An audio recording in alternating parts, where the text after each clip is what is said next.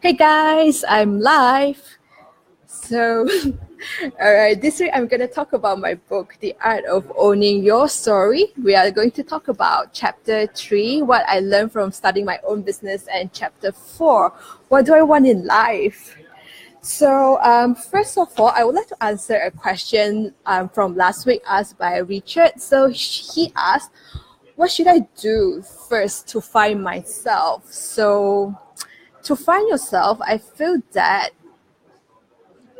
it's not an action, but it's more like a mindset. Finding yourself means that you have to recognize how you feel about something, to recognize what are you passionate about, what are you curious about, and follow that path. So yeah, that's find yourself. Basically, you recognize your emotion, your thoughts, and follow where your heart guides you. All right, so today let's start with what I learned from starting my own business. So first of all, why do I start a business? Basically, I started a business in cafe consultancy business when I was 25. That was 2015 with 3 other partners. Why?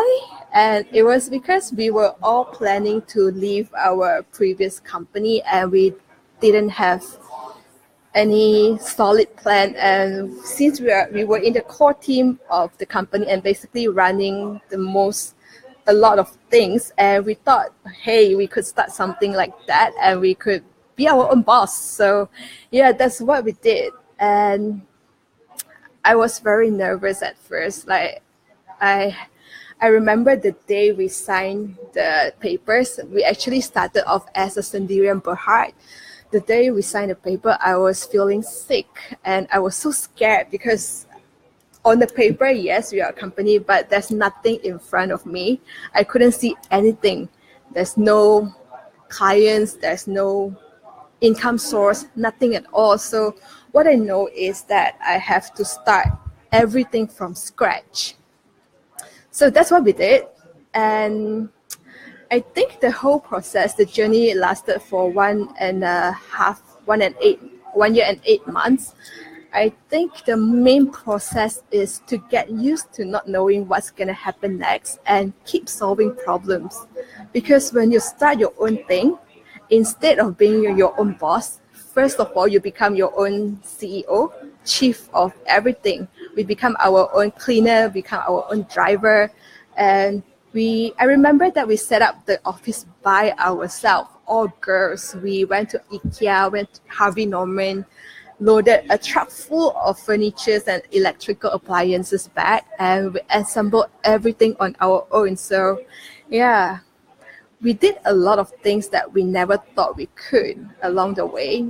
And that's a good thing. That's a thing about getting out there and do the real work, because looking back, I would say the process was very, very tough. But when I was in it, I never think it is tough at all. You are just in the motion, keep solving problems, keep looking for the next thing to do. What more can I do? Where can we find clients? And how are we going to pay our bills? So yeah, that's how we started. And what we did in the company was that we have 3 main income streams. The first is cafe consultancy, and then second is supplies of coffee beans and raw ingredients, and the third is mobile cafe setup for events. So that's what we do. And when I think back of the process, the events that stick out in my head was, first of all, it's a business divorce, because we started off as 4 partners, and after just half a year, we fell apart because like 2 of us on each camp, and we didn't really see the same thing for our future. And we came to a very, very painful decision that me and another partner as the major shareholder will buy another 2 partners out of it. And it was very painful for me, like personally, emotionally, it was painful because I never see that coming.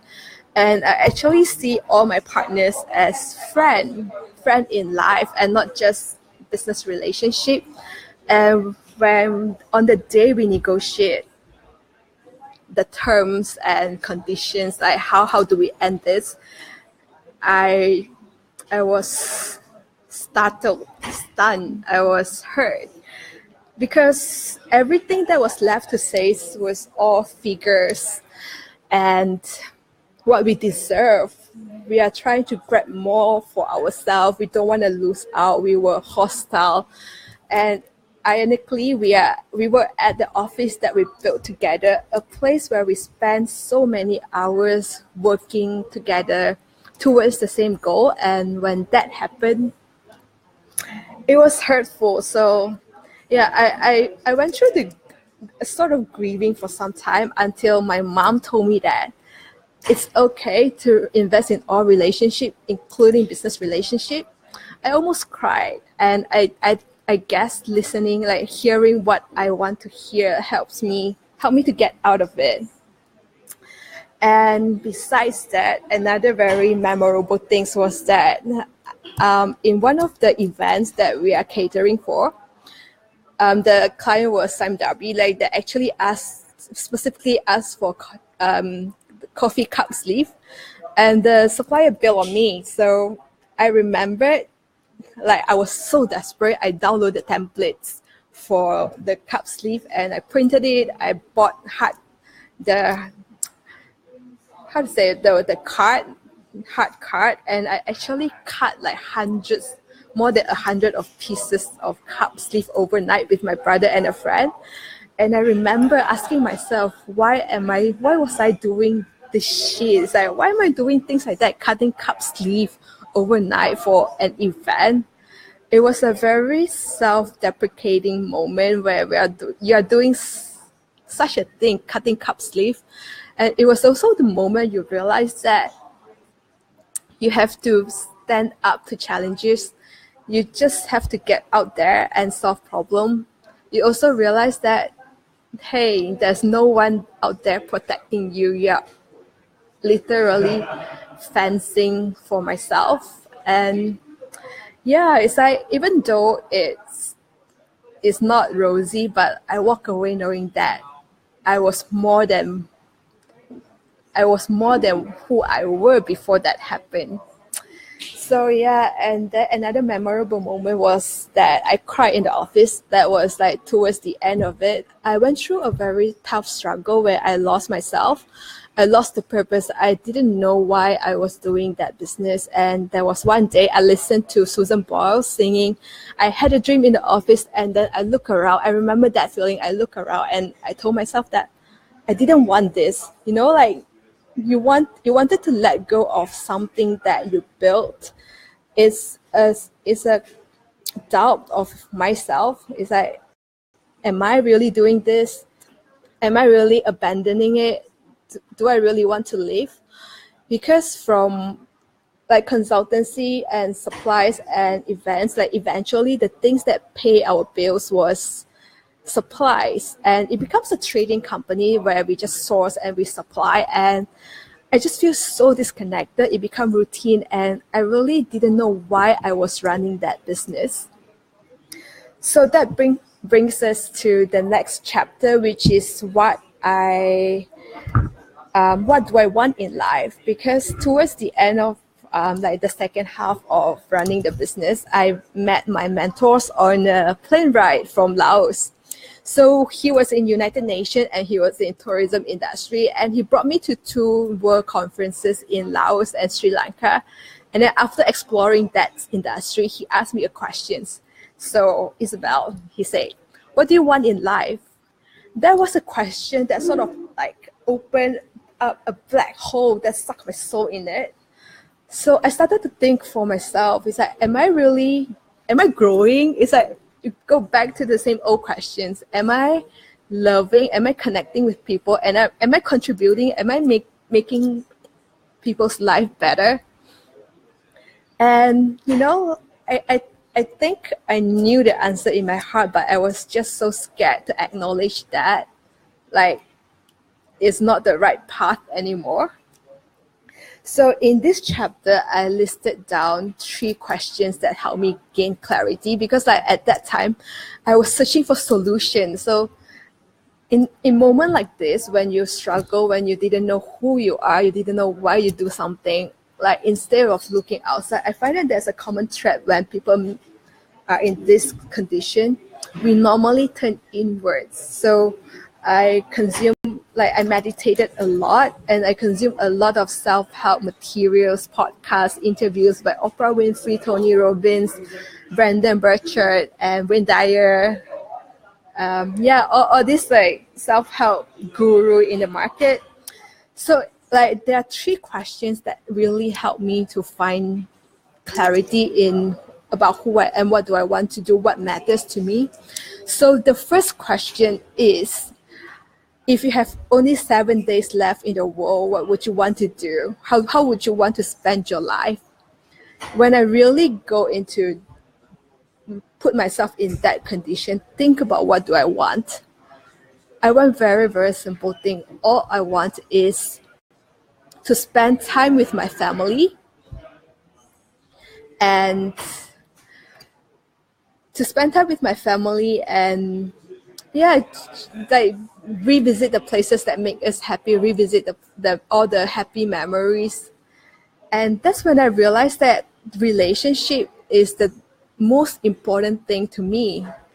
Is the relationship I build, and not what I have, not the wins and losses, not everything external. So that gives me the conviction that, hey, like relationship and love is important, and I have that. And the second question is, let me go back to the second questions. The second question is like, what are the proudest moments in your life? So when it comes to this question, it's very interesting because I realized that my proudest moment in life was actually first completing, like doing the Annapurna base camp when I was doing the 6 days Annapurna base camp. And then the second was that one of my Medium article was recommended by hundreds of people. And then the third was that I was interviewed by a radio station in the US for my article called something about feeling not good enough. So these 3 things are actually my proudest moment in life. It's like the things that people thought was impressive, like you start a business, you got a scholarship, all of that didn't matter at all. So that was when I realized that the thing that motivated me are not anything external. It's not money, it's not career progression, it's not what I own. It's actually overcoming limitation in life, like overcoming my self-limitation and growth. Those are the things that motivate me the most. And then the third question is, what do you want to do and why? Because that time I was sort of like intrigued by James Altucher's theory of idea sacks. So meaning that like I mix and match my top interests, and then I came up with a new thing by merging those interests. So at that time, I thought, hey, I love coffee and I write. So yeah, I'm going to write a coffee book. And when it comes to why, I say that I want to help people to live a fulfilling life. And that's when I see that this connection, because writing a coffee book didn't really help me to help people to improve their life, to live a fulfilling life. It was a moment that really, like a moment that shattered my world. It was a very, very big moment in my life, and it was silence. There was no sound. It was just me with myself, knowing that I've been telling myself the wrong story all this while. It was the moment that I recognized that I care about people and not coffee. I'm passionate about helping people and not coffee itself. I thought I loved coffee. It was because of my very early experience in Sydney, when I worked as a barista, and serving people through coffee makes me feel happy, and I thought I loved coffee. So it was in that moment that I changed my narration, and it was scary because the story I've been telling myself and everyone for years, that I'm a coffee girl, I love coffee, I'm passionate about coffee, I'm doing a coffee business, all of that have to change. Yeah, so that was the 3 questions that leads me to make the decision eventually that yes, I'm going to sell off this business and move on. So to wrap up this journey of starting a business and then getting lost and then finding myself, asking myself the right question, telling myself a new story, I would say that like we have to look inwards to find out what we really, really want. And it is important to know that no matter how gray your day is, how gray your life is, how lost you are, how bad you struggle, how bad you want to cry, it's very important to know that the sun is going to come out on the next day. Every day is a chance to create the best day of your life. Yeah, that's the mantra that I learned out of this experience. And I will end this session with a quote from the 3rd chapter. So I say like, you win or you learn, you never lose until you stop trying. So yeah, that concludes this journey of starting a business, getting lost and finding myself again. So next week, I'm going to talk about the next 2 chapters, which is hitting the rock bottom and don't beat myself up. So hitting the rock bottom was what happened after I sold the business and went back to home. And don't beat myself up was the experience I went through when I started a new business in content writing. So yeah, thank you guys for tuning in. So look forward to see you guys next week. And if you have any question for me, just put it down in the comments or shoot me an email. I'll answer it next week. Bye, guys.